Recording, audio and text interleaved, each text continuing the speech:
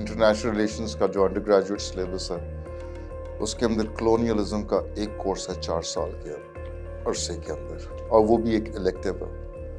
मैंने ये देखा है कि इंटरनेशनल रिलेशंस के कोर्सेज के अंदर कॉलोनियलिज्म का ज़्यादातर लंबा चौड़ा नहीं बताया जाता, हालांकि कॉलोनियलिज्म का इम्प्रिंट हमारी ज़िंदगियों के ऊपर आज भी है और बहुत पक्का है। चाहे वो हम अपने लिसानी एतबार से कह लें कि हम अंग्रेज़ी को प्रेफर करते हैं उर्दू के ऊपर, हमारी लिबास को बात कर लें या हमारे सोचने के तरीके को बात कर लें, तो आपको नज़र ये आता है कि कॉलोनियलिज्म का एक बहुत बड़ा इम्प्रिंट है। तो सबसे पहले तो इंटरनेशनल रिलेशंस के अंदर एक थॉट ऑफ डीकॉलोनाइजेशन चलनी चाहिए कि अगर हम इस सिस्टम से जो हमारे ऊपर है बाहर सोचें इस तरीके से कि हमारा अपना कॉन्टेक्स्ट, हमारी अपनी रवायात, हमारी अपनी तहजीब जो भी है, चाहे मसलन अगर एक कोई सराइकी है तो वो अपने बैकग्राउंड से एक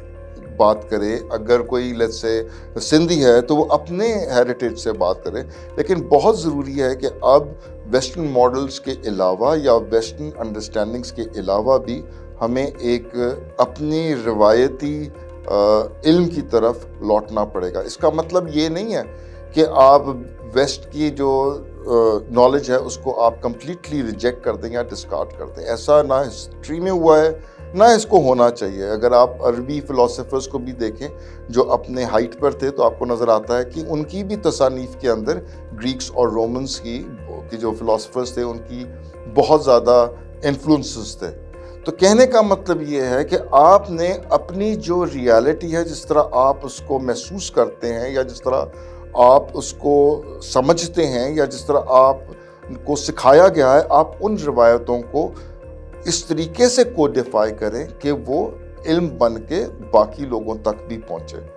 दो इसके अंदर अंडरस्टैंडिंग्स है जब आप इंटरनेशनल रिलेशंस की बात करते हैं। एक ये है कि क्या आईआर ग्लोबलाइज होना चाहिए, कहने का मतलब ये क्या एक ही तरीके का आईआर पूरी दुनिया में पढ़ाया जाए, एक ही थ्योरी हो जिसको लोग कंट्रीब्यूट कर रहे हैं और उसको बेहतर बना रहे हो,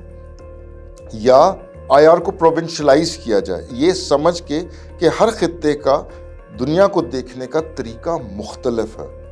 तो मैं उस तबका फ़िक्र से ताल्लुक़ रखता हूँ जो ये समझता है कि हर इलाके का सोचने का तरीका मुख्तलिफ है और उस सोचने के तरीके की वजह से उसकी जो हकीकत आपके सामने आती है वो मुख्तलिफ है। तो जब बहुत सारे पाकिस्तानी अपने अपने इलाकों से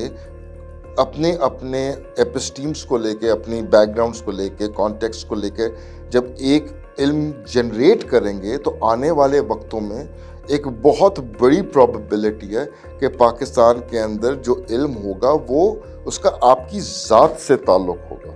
अभी मसला किधर आता है? अभी मसला इधर आता है, मसलन मैं अपनी क्लासरूम के अंदर जब मेरे स्टूडेंट्स बोर बैठे होते हैं और उनको नींदें आ रही होती हैं तो मैं उनसे पूछता हूँ कि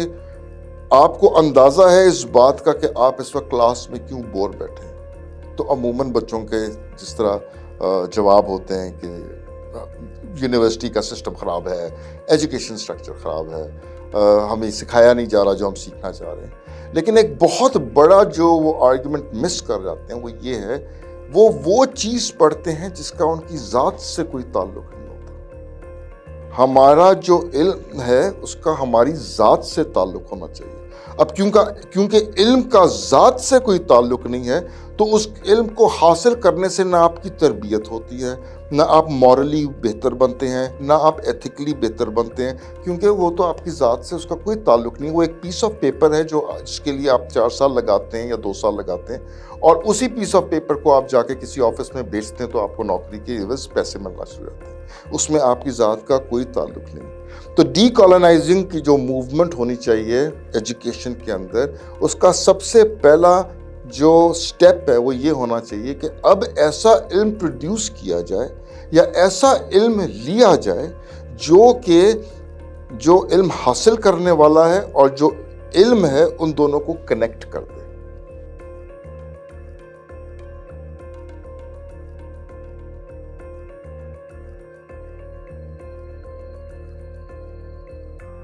بہت سارے افریقن مصنف ہیں، جس طرح فرانس فینون ہے،